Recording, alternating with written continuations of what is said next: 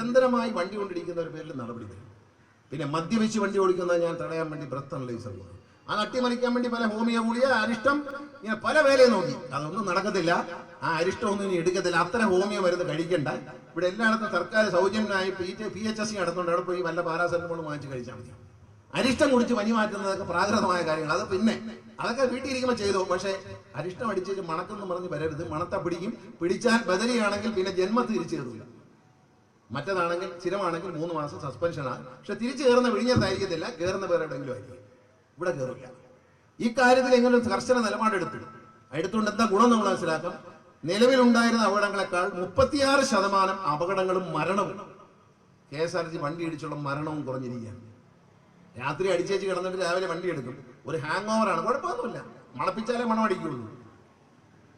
പക്ഷെ ഈ തലവേദനയൊക്കെ എടുത്ത് ഇങ്ങനെ വണ്ടി ഓടിച്ചുകൊണ്ടിരിക്കുകയാണെങ്കിൽ ഒരു സ്ത്രീ ഒരു സ്കൂട്ടറിൽ വന്ന് കയറും.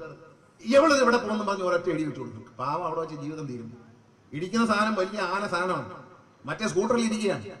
അവരെ അറിയാതെ വന്നെങ്കിൽ കയറി കൊടുത്താൽ ഇവിടെ പോകുന്നു പറഞ്ഞ് ഒരു തട്ട് വെച്ച് കൊടുത്താൽ ആ തട്ട് മതി ഒരു ജീവിതം അവസാനിക്കാൻ. ഹോമിയോ മരുന്നിനെ ഭയക്കുന്ന KSRTCയിലെ ഊത്തുവിഷനികൾ അങ്ങനെ പറയാനാണ് എനിക്ക് തോന്നിയത്. ഹോമിയോ ആയുർവേദ മരുന്നുകളുടെ ശാസ്ത്രീയ വശങ്ങളെക്കുറിച്ച് ശാസ്ത്ര ലോകത്ത്, സ്വതന്ത്ര ചിന്താ ലോകത്ത് വിവിധയധികം ചർച്ചകളും വാഗ്വാദങ്ങളും നടക്കുന്നുണ്ട്.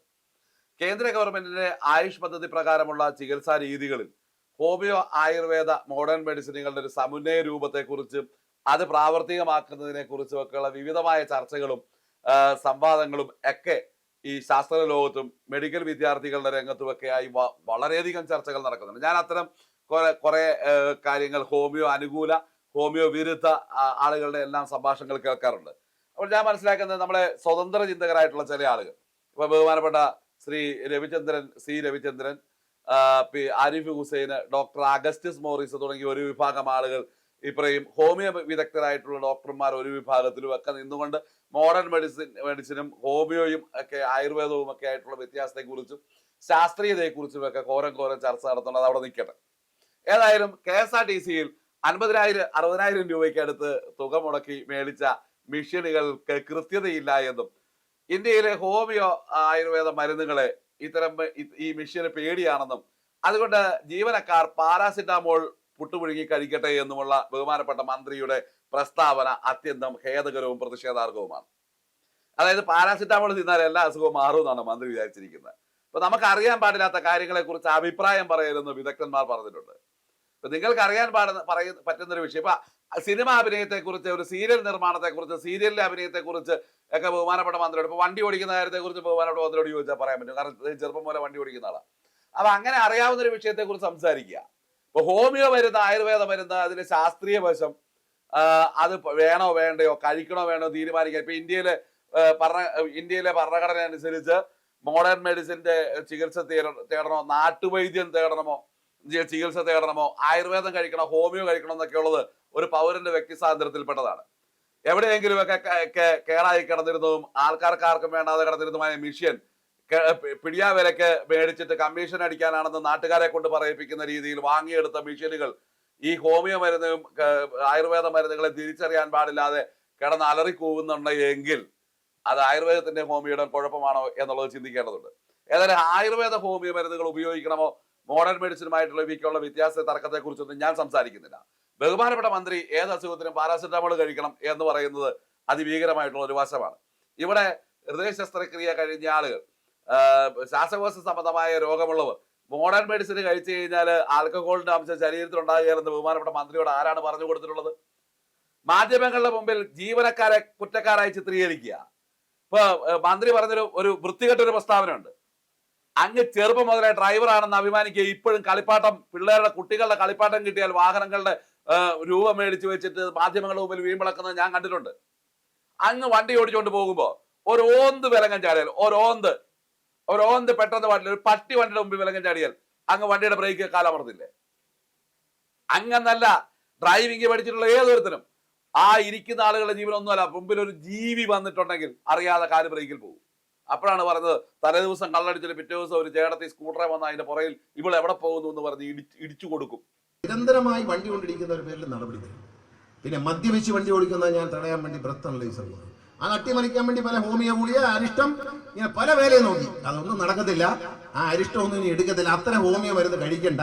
ഇവിടെ എല്ലായിടത്തും സർക്കാർ സൗജന്യമായി PHSC നടത്തുന്നുണ്ട്. അവിടെ പോയി വല്ല പാരാസെറ്റമോൾ വാങ്ങിച്ച് കഴിച്ചാൽ മതി. അരിഷ്ടം കുടിച്ച് പനി മാറ്റുന്നതൊക്കെ പ്രാകൃതമായ കാര്യങ്ങൾ. അത് പിന്നെ അതൊക്കെ വീട്ടിൽ ഇരിക്കുമ്പോൾ ചെയ്തു. പക്ഷേ അരിഷ്ടം അടിച്ചേച്ച് മണക്കെന്ന് പറഞ്ഞ് വരരുത്. മണത്ത പിടിക്കും. പിടിച്ചാൽ ബദലിയാണെങ്കിൽ പിന്നെ ജന്മത്തിൽ തിരിച്ചു കയറില്ല. മറ്റേതാണെങ്കിൽ സ്ഥിരമാണെങ്കിൽ 3 മാസം സസ്പെൻഷനാണ്. പക്ഷെ തിരിച്ചു കയറുന്ന വിഴിഞ്ഞത്തായിരിക്കത്തില്ല, കയറുന്ന വേറെ എവിടെയെങ്കിലും ആയിരിക്കും. ഇവിടെ കയറില്ല. ഈ കാര്യത്തിൽ എങ്ങനെ കർശന എടുത്തുകൊണ്ട് എന്താ ഗുണം നമ്മൾ മനസ്സിലാക്കാം. നിലവിലുണ്ടായിരുന്ന അപകടങ്ങളെക്കാൾ 36% അപകടങ്ങളും മരണവും KSRTC വണ്ടി ഇടിച്ചുള്ള മരണവും കുറഞ്ഞിരിക്കുകയാണ്. രാത്രി അടിച്ചേച്ച് കിടന്നിട്ട് രാവിലെ വണ്ടി എടുക്കും. ഒരു ഹാങ് ഓവറാണ്, കുഴപ്പമൊന്നുമില്ല. മണപ്പിച്ചാലേ മണം അടിക്കുള്ളൂ. പക്ഷെ ഈ തലവേദനയൊക്കെ എടുത്ത് ഇങ്ങനെ വണ്ടി ഓടിച്ചുകൊണ്ടിരിക്കുകയാണെങ്കിൽ ഒരു സ്ത്രീ ഒരു സ്കൂട്ടറിൽ വന്ന് കയറും. എവളിത് ഇവിടെ പോകുന്നു പറഞ്ഞ് ഒരൊറ്റ ഇടി വെച്ച് കൊടുക്കും. പാവം അവിടെ വെച്ച് ജീവിതം തീരും. ഇടിക്കുന്ന സാധനം വലിയ ആന സാധനമാണ്. മറ്റേ സ്കൂട്ടറിൽ ഇരിക്കുകയാണ്. അവരെ അറിയാതെ വന്നെങ്കിൽ കയറി കൊടുത്താൽ ഇവിടെ പോകുന്നു പറഞ്ഞ് ഒരു തട്ട് വെച്ച് കൊടുത്താൽ ആ തട്ട് മതി ഒരു ജീവിതം അവസാനിക്കാൻ. നാണമുണ്ടോ നിങ്ങൾക്ക് ഇത്തരത്തിൽ ഡ്രൈവിംഗ് ചെറുപ്പം പോലെ ചെയ്യുന്ന പറഞ്ഞ് ഈ KSRTC മുഴുവൻ ഡ്രൈവർമാരെയും അപമാനിക്കുവാൻ അങ്ങേക്ക് നാണമുണ്ടോ എന്ന് വെൽഫെയർ അസോസിയേഷൻ ചോദിക്കുകയാണ്. മന്ത്രിയുടെ പ്രസ്താവനയൊക്കെ തിരുത്തണം കേട്ടോ. അതൊക്കെ ചുമ്മാ മാണപ്പിത്തത്തിന്റെ ഭാഷയായിട്ടാണ് ഞങ്ങൾക്ക് തോന്നുന്നത്. അങ്ങനെ ഒരു ഓന്ത് വിലങ്ങൻ ചാടിയെ ചവിട്ടും, ഒരു പട്ടി വിലങ്ങൻ ചാടിയെ നമ്മൾ ചവിട്ടും. അങ്ങനെ പട്ടി വിലങ്ങൻ ചാടിയിട്ട് പട്ടിയെ രക്ഷിക്കാനായിട്ടും സൈക്കിളിൽ വന്ന് കുട്ടികളെ രക്ഷിക്കാൻ വേണ്ടി വണ്ടി വെട്ടിക്കുന്നതൊക്കെ ഒരുപാട് വീഡിയോ വേണമെങ്കിൽ ഞാൻ അങ്ങനെ അയച്ചു തരാം.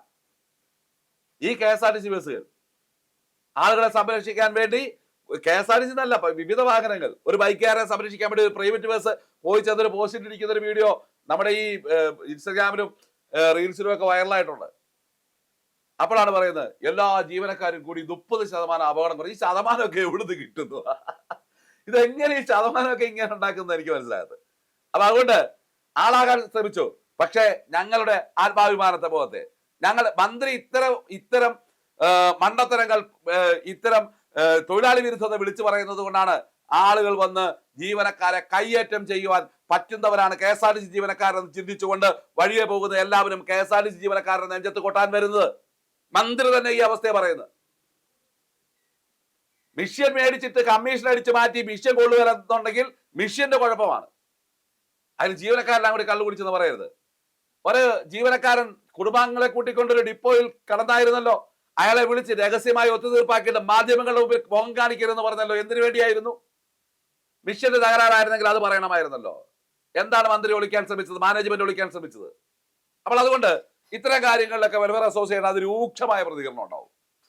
അല്ലാതെ ബാക്കി സംഘടനകളെ കുറിച്ച് അവിടെ അതർ മേടിക്കാനും ഇങ്ങോട്ട് സുഖകരമായ സ്ഥലമാറ്റം കിട്ടാനും ഒക്കെ മന്ത്രിയും ഈ പറയുന്ന മാനേജ്മെന്റിനെ സൂചിപ്പിക്കുന്ന പരിപാടി വെൽഫെയർ അസോസിയേഷൻ ഇല്ല. അത്തരമുള്ള പ്രവർത്തന സ്വാതന്ത്ര്യം ഈ സംഘടനയ്ക്ക് ഭരണഘടനാപരമായിട്ട് ഈ രജിസ്ട്രേഷൻ പരമായിട്ട് നൽകിയിട്ടുണ്ട് എന്നാണ് മനസ്സിലാക്കുന്നത്.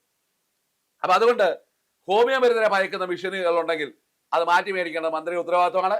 ഹോമിയോ മരുന്ന് കഴിക്കണോ, ആയുർവേദം കഴിക്കണോ, മോഡേൺ മെഡിസിൻ കഴിക്കണോ, നാട്ടുവൈദ്യം കഴിക്കണമോ എന്ന് തീരുമാനിക്കാനുള്ള അവകാശം ഒരു ജനാധിപത്യ ഇന്ത്യയിലെ പൗരന് ഇവിടുത്തെ ഭരണഘടന അനുവദിച്ച് നൽകിയിട്ടുണ്ട് എന്നുള്ള കാര്യം മനസ്സിലാക്കേണ്ടതുണ്ട്. മന്ത്രി എന്ന നിലയിൽ അങ്ങയുടെ കീഴിൽ ജന്മിത്വത്തിന്റെ മുകളിൽ ഓച്ചാനിച്ച് നിൽക്കുവാനുള്ള ഒരുപറ്റം അടിയാന്മാരല്ല KSRTC തൊഴിലാളികൾ എന്ന് മന്ത്രിയെ ഓർമ്മിപ്പിക്കുവാൻ ഇവിടെ ഒരു സംഘടനയുണ്ട്.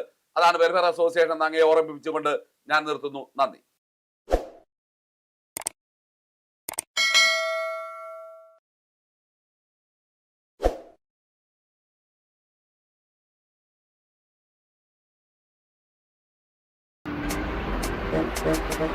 Thank you.